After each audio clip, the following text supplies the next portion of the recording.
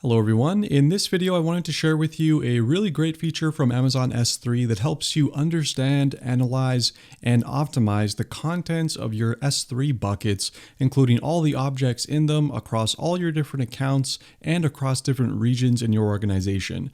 AWS really touts this as being a really powerful feature that helps you achieve some pretty significant cost optimizations. In fact, they've done a study that seems to suggest that a majority of people that use this feature are able to achieve some pretty significant cost savings on their AWS account if they're storing data in S3. So in this video, I want to show you a little bit about this feature and how it works, and it is called Amazon Storage Lens.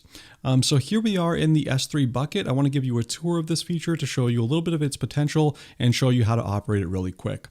So in the S3 section of the console, to access Storage Lens, it's right here on the left-hand side. So you can just expand this window if you want. And to access it, you want to go to Dashboards. You can also enable this for your organization. So you can look across all the accounts in your organization at once to see maybe there's a couple teams that are the culprits of some pretty high costs for S3. So you'll be able to easily identify that.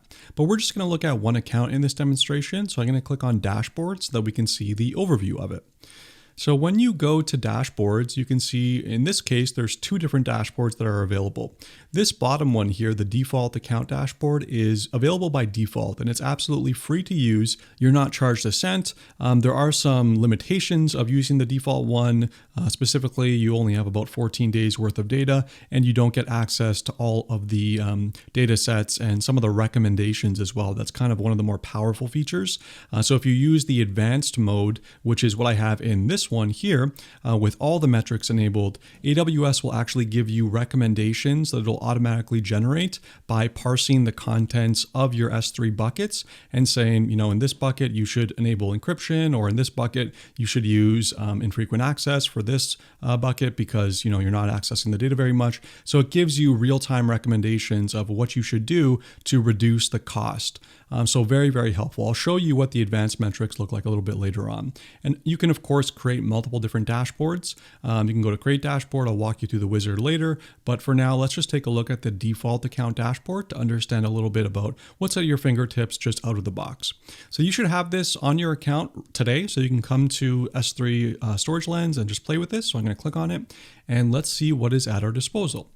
So right off the bat, this top level section here kind of is an overview and it gives you a snapshot. Before I talk about the contents here though, you do have these different tabs so you can look at it through the overview lens, if you want to look at it through the account lens, or by region, or by storage class, or by bucket. Bucket is actually my preferred because, well, this is just one AWS account. I suppose this depends by use case. But if you're just on one account and you want to kind of understand the general composition of all the files that are in your different buckets, looking at it by bucket is really powerful. So let's just briefly take a look at the snapshot section here.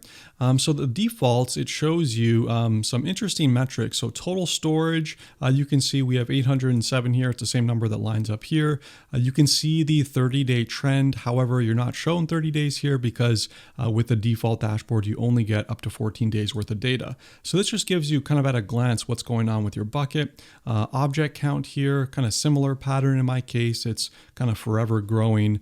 And then over here, you have average object size. So if you're collecting more and more objects in your buckets, you can see how the object size graph is changing.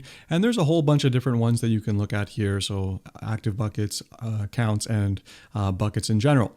Now, if you're looking at summary, that gives you the high level data. But if we close this off, we can look at it through these different lenses. So through cost optimization, you can look at it through data protection, access management, performance, events. Let's look at cost optimization really quick to try and find some opportunities there.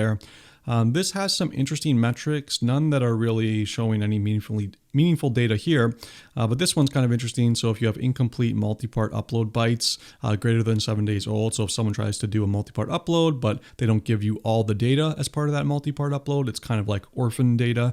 So that will indicate here and probably show you some data about that. You can enable all of these and look at them all at once just to see kind of what this looks like. So not a lot going on in my account, obviously, since I don't really do much with this account, but if you have one with many buckets and many different files in your buckets, then this will show you a whole bunch of different metrics and interesting graphs that you can take a look at. All right, the next section here under trends and distributions, this kind of gives you a trend line over time. And similarly, you can look at it through a whole bunch of different metrics. So right now we're looking at blue line is total storage, red line is object count. So you can see in this case, since the 16th of March, which was 14 days ago for me, we've been just kind of running up here. And if you hover over this, you can actually look at it a little bit closer to look at the object count and the size at different points in time. So you can click on this and kind of play with it a little bit. And of course you can change the metrics too, based on anything that you want here to see kind of everything over time. So pretty neat from a trend line perspective.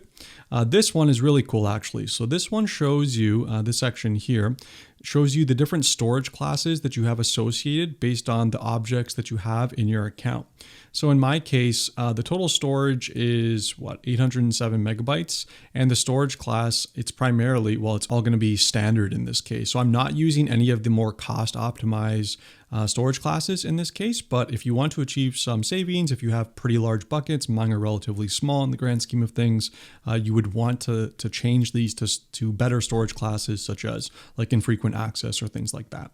This shows you pretty similar data, except that it's on the region. So I primarily operate in US East 1, and you can see I have a couple files here in US West 2. So pretty handy just at a glance for seeing kind of what's going on in your account in a histogram form. And this bottom section here gives it to you in table form. So it's kind of the same data.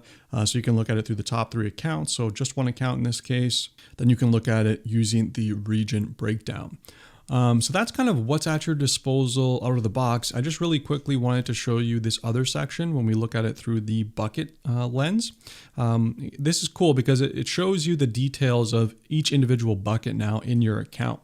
Again, you can look at different metrics over different time periods. So what we're looking at here, this purple line is my, looks like, no, it's my CloudTrail log. So you can see it's kind of increasing pretty steadily over time. The amount of megabytes is kind of barely moving over the course of the past 14 days or so. So this would be interesting to see kind of just how the fluctuations in your buckets are occurring, both in terms of size, and you can even see it by object count if you change the metrics. So if you do it that way, you can probably see here, there you go. Yeah, so it's a pretty similar graph, but you get the idea. Let's just change that back because I feel like this affects some of the other metrics down below. And then this one gives you the histogram form. So you can see now like my CloudTrail logs bucket here is being the predominant culprit for most of the storage. And then like this one's a little bit smaller, my demo bucket here, and another CloudTrail logs bucket as well. Now this graph is actually my favorite, the bubble analysis, because this tells you both how many objects that you're storing in each bucket and the average object size of them. So the x-axis, so this way, is the average object size, and the y-axis is the object count. So if we're high on the y-axis, it means that we have many objects within the bucket, and the size of the circle reflects the total bucket size. So you can see this bucket here in total has a pretty large size, but they are many small files. And if I click on this, you can see some of the details here. So average object size is really small. The total count is really high. And we're only 640 MB worth of data. And if you look over here on the right, this bucket over here has, well, we won't click on it yet. Let's just make some analysis here. So we probably have very few files because we're low on the y-axis. The circle isn't very big, so relative to this one, it's like probably like 1/10 of the size or something. But on average, the files that are in here are probably relatively large. So let's click on this. So you can see actually it's just one object in here and it's 58 megabytes. So that kind of gives you an idea of what this can tell you, both like the composition, the size of the objects in your buckets, the total size, and the average size as well. And then similarly, you can look at just in like a table view of your buckets. buckets. So that is the storage lens at a glance. I want to show you now some of the metrics that are available in the advanced mode. So let's go back to storage lens. Let me just show you the wizard really quick before we look at the advanced mode so you can get a feel for how that works. So go to create dashboard if you want to enable all the other metrics. So we're going to go there and, you can give this thing a name. That's fine. If you want to enable it right out of the gate or not. And then down here, if you want to enable this with organization, so you want to look at multiple accounts in your organization, you need to do some setup here. You don't need to mess with any region bucket settings here. This is where you need to do some selection. So the free mode is, free as it would suggest. If you want all that extra information, including additional metrics, aggregations, and other advanced capabilities, then you can tick on this box. And this allows you to, enable advanced metrics right out of the gate, but it also supports CloudWatch publishing and prefix aggregation too. And you can enable all these different metrics as well. Now, one thing that I wanted to point out is that when you enable this feature, it doesn't look into the past. So it's only from this point when you enable it forward. So if you have, an AWS account that you've had for many, many years and you're expecting to enable this thing and see the past year's worth of data, you're not. You're just going to see from this point forward. So you're not able to look in the past after you enable it. It's only moving forward. Another small caveat here is that it takes about 48 hours to collect the data once you create the dashboard. So you're going to have to wait a little bit when you do it. So just something to keep in mind. You can't get this data right out of the gate. You'll have to rely on the default dashboard for first time analysis. And then there's some other stuff here that you can take a look at, but we're just going to cancel out of this. This just kind of shows you what the experience looks like. I wanted to show you the recommendations really quick in the advanced dashboard. So let's go to the all the things advanced metrics dashboard. So with this one, I enabled everything that was available. So let's see how this looks different. And at first glance, it doesn't really look different. This is pretty much the same thing that we just saw.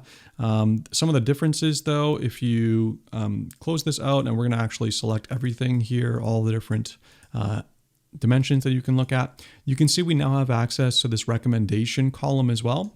And so this one is saying, what's it talking about? So percent encrypted. So your percent encrypted bytes is this number, assess your bucket's default encryption. So I should probably go ahead and enable default encryption for wherever this is enabled. And you can actually drill down into this if you want to see which ones don't have this enabled. So it's very easy to see.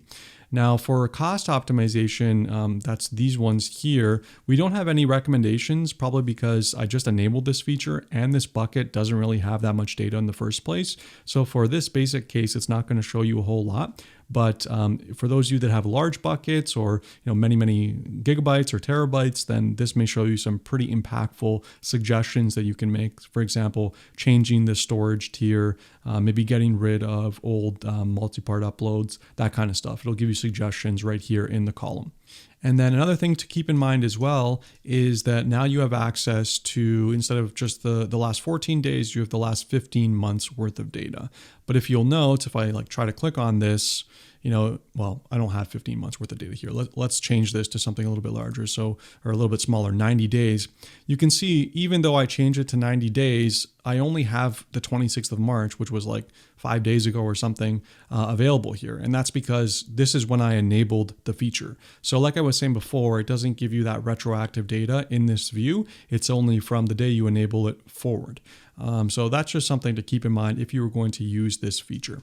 So that's pretty much it. You can play around with this. There's some other features that are here as well. So like prefix, if you want to look at certain buckets by prefix, you can do that with the advanced mode as well. But this is S3 Storage Lens, free to use for the default bucket and very, very useful. So check it out. It's in the AWS console under the S3 section. And if you like this video, please don't forget to like and subscribe. Thanks so much. I'll see you next time.